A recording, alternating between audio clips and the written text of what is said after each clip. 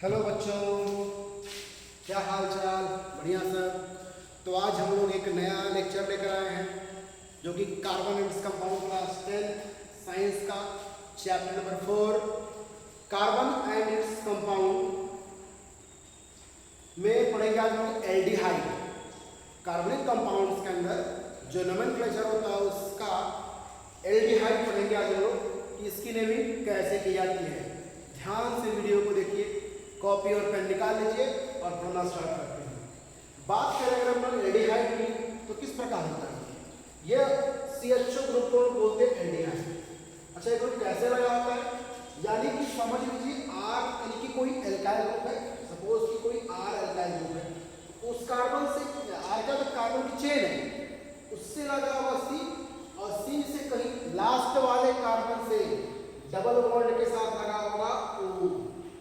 Last वाले carbon से double bond के साथ लगा होता है O और उसमें लगा होता है C के बगल में H।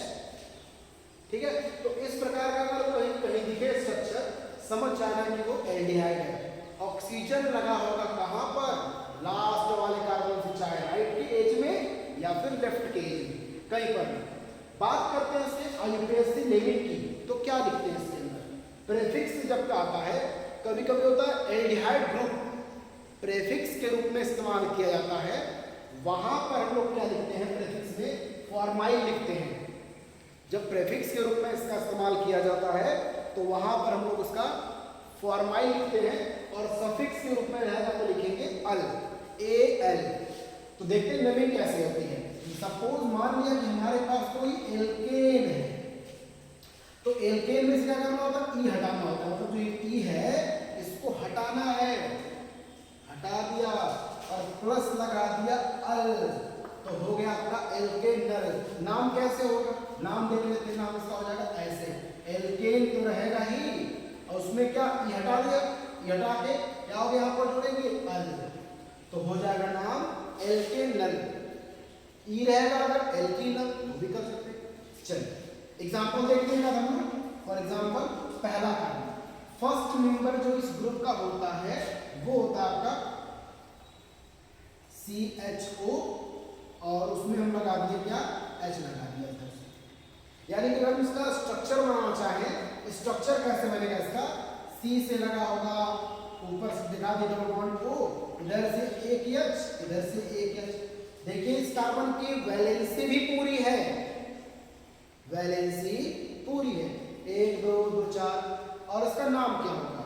तो हमने पढ़ा भी आईयूपैक नेमिंग के अंतर्गत क्या लिखते हैं हम लोग? उसमें पहले कार्बन की लिखते हैं, कार्बन की संख्या 1 है तो नाम क्या हो जाएगा इसका?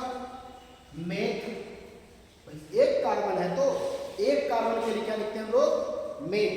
ठीक है, सब सिंगल बॉन्ड है तो लिखेंगे एन, हो गया मीथेन। अच्छा, अब इसमें क्या होता है? ई लगाना लास्ट में होता है, लेकिन यहाँ पे सफिक्स के रूप में क्या होता है? अल, तो यहाँ लगा देंगे अल, मीथेनल। ये इसका हो गया आईयूपैक नेमिंग। एल्डिहाइड ग्रुप का कॉमन नेमिंग भी कुछ खास इंपॉर्टेंट है, जैसे कि अगर इसका हमको लिखना है कॉमन नेम, तो कॉमन नेम क्या होता है? एक कार्बन के लिए लिखते हैं हम लोग फॉर्मेल्डिहाइड, फॉर्मेल्डिहाइड। एक कार्बन के लिए क्या होता है? लिखते हैं फॉर्मेल्डिहाइड। इसी प्रकार से सेकंड मेंबर जो इस ग्रुप का है, इस ग्रुप का सेकंड मेंबर यानी कि CH3CHO, इस प्रकार बना होगा। यानी कि 2 कार्बन की चेन होगी, बॉन्ड जो बना होगा वो 2 कार्बन से बना होगा। तो इसका अगर हमको नाम लिखना है तो क्या नाम लिखेंगे? इसका नाम करते हैं 2 कार्बन के लिए आईयूपैक नेमिंग क्या करते हैं जी? 2 कार्बन के लिए क्या होता है? इथ, और सब सिंगल बॉन्ड तो एन। अच्छा, हमने पढ़ा लास्ट में क्या लगाते हैं? अल, तो लगा दिया लास्ट में अल, इथेनल, हो गया आपका। कॉमन नेम इसका क्या होता है? बात करें कॉमन नेम की तो एक कार्बन का था फॉर्मेल्डिहाइड, 2 कार्बन का अगर एल्डिहाइड ग्रुप हो तो उसका क्या नाम होता है? उसका नाम होता है एसीटैल्डिहाइड, एसीटैल्डिहाइड। 2 कार्बन के लिए होता है एसीटैल्डिहाइड। इसी प्रकार से हमारे पास थर्ड में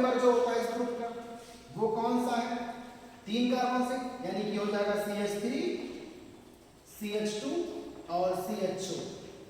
अब इसमें क्या देखेंगे, 1 2 3, तो 3 कार्बन की चेन है, तो 3 कार्बन की चेन हो गई, तो जाहिर सी बात है क्या लिखेंगे, प्रो। क्या हो गए, प्रो गाली होगा, तो प्रो मैक्स हो गए।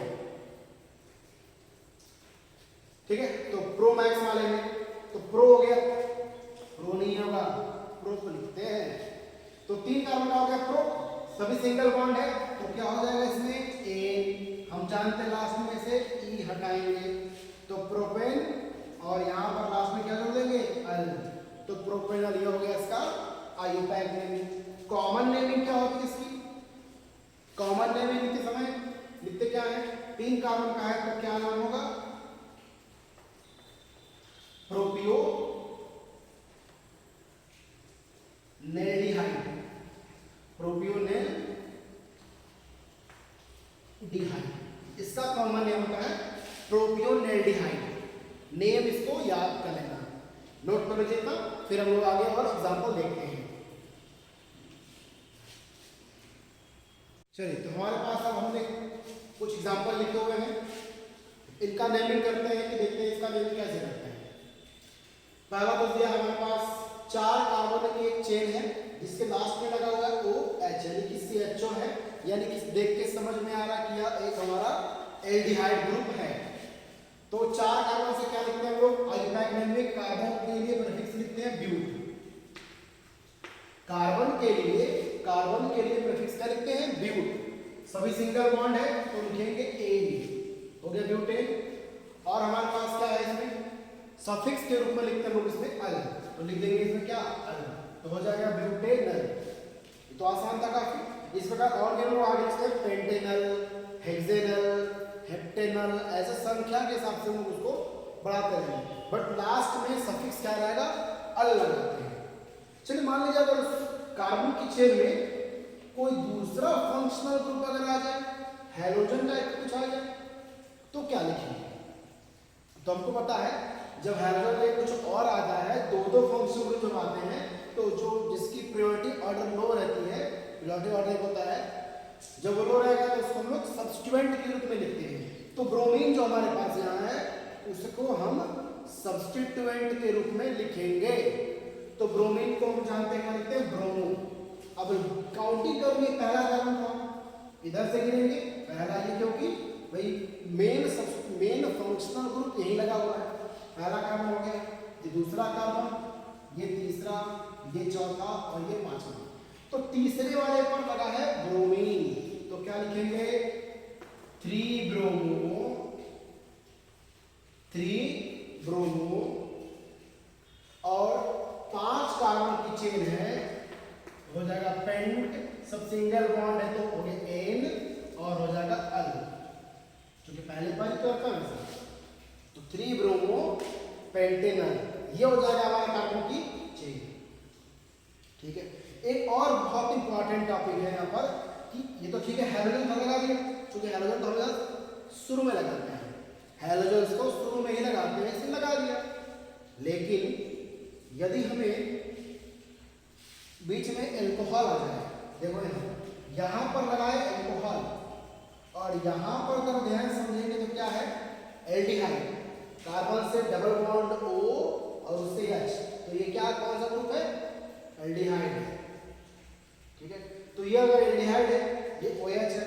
अब काउंटिंग किसे करेंगे, तो फिर से वही बात, जो प्रायोरिटी ऑर्डर होती है टेबल की, फंक्शनल ग्रुप का जो प्रायोरिटी ऑर्डर होता है, किस किस को स्ट्रॉन्ग मानेंगे फंक्शनल ग्रुप, तो उसके अकॉर्डिंग जो लोग रहता है उसको हम लोग मानते हैं सब्स्टिट्यूएंट। तो इन दोनों में स्ट्रॉन्ग कौन सा है, एल्डिहाइड, वीक कौन सा है आपका एल्कोहल, तो इसको नहीं मानेंगे फर्स्ट कार्बन।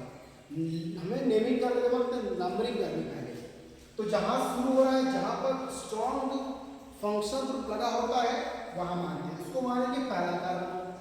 हालांकि ये भी जुड़ा पहले था, लेकिन एल्कोहल वीक होने के कारण इसको हम लोग पहला कार्बन नहीं मानते।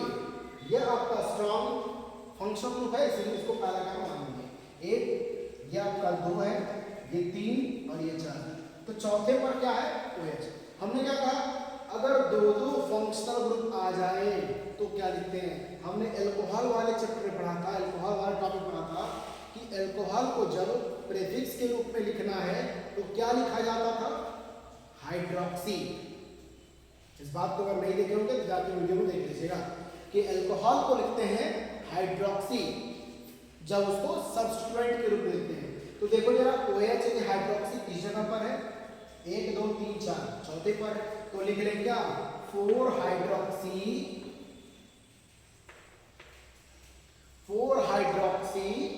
4 कार्बन की चेन है तो हो जाएगा ब्यूटेनल, 4 हाइड्रोक्सी ब्यूटेनल, ये इसका हो जाएगा नेम। ठीक है, तो ये सब एग्जांपल हो गए, इसको नोट कर लीजिए और आपका टॉपिक लगभग फिनिश।